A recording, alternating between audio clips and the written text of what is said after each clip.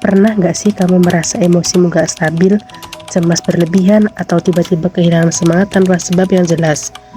Atau mungkin kamu melihat temanmu berubah jadi lebih murung, menarik diri, dan sulit diajak bicara.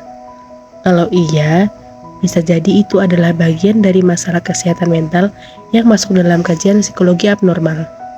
Hai, aku Firly, mahasiswa psikologi Islam Universitas Muhammadiyah Ponorogo. Di video ini, kita akan belajar apa itu psikologi abnormal, jenis-jenis gangguan psikologis, dampaknya, dan cara mengatasinya. Karena kesehatan mental itu penting, dan kita semua punya peran untuk saling peduli. Psikologi abnormal adalah cabang psikologi yang mempelajari pikiran, emosi, dan perilaku manusia yang dianggap menyimpang dari norma sosial atau mengganggu kehidupan sehari-hari. Menurut DSM-5, pedoman klasifikasi gangguan mental, beberapa jenis gangguan psikologis yang sering dijumpai antara lain: yang pertama, gangguan kecemasan seperti generalized anxiety disorder, fobia atau serangan panik. Gejalanya meliputi rasa takut yang berlebihan, gelisah, jantung berdebar, dan sulit konsentrasi. Selanjutnya, gangguan mood seperti depresi dan bipolar. Dengan depresi ini, orang bisa merasa putus harapan, kehilangan energi, dan menarik diri dari lingkungan. Selanjutnya, skizofrenia, yaitu gangguan psikotik yang ditandai dengan delusi, halusinasi, dan pikiran yang tidak logis. Dan yang terakhir adalah gangguan kepribadian seperti IBD dan NPD yang mempengaruhi cara seseorang berpikir dan berinteraksi dengan orang lain. Semua gangguan ini memiliki ciri khas dan tingkat keparahan yang berbeda, sehingga diagnosisnya harus dilakukan oleh profesional melalui observasi dan wawancara klinis. Nah, selanjutnya apa sih dampak dari gangguan psikologis tersebut? Gangguan psikologis bukan hanya soal perasaan yang sedih atau nggak mood.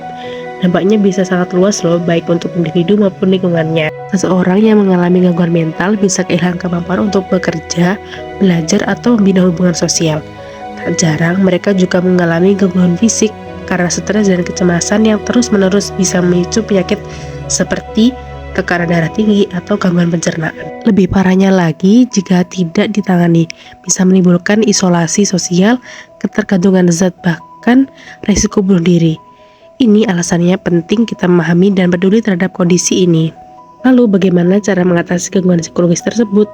Kabar baiknya, gangguan psikologis ini bisa ditangani dengan pendekatan yang lebih tepat loh. Yang pertama, terapi psikologis seperti Cognitive Behavioral Therapy atau CBT terbukti efektif untuk membantu seorang mengidentifikasi pikiran negatif dan menggantinya dengan pola pikir yang lebih sehat. Yang kedua, terapi keluarga atau kelompok bisa membantu pasien merasa tidak sendiri dan memperbaiki dukungan sosialnya. Yang terakhir, jangan lupa gaya hidup yang sehat, tidur cukup, makan bergizi, olahraga rutin, dan menjaga interaksi sosial yang sehat sangat membantu menjaga keseimbangan mental.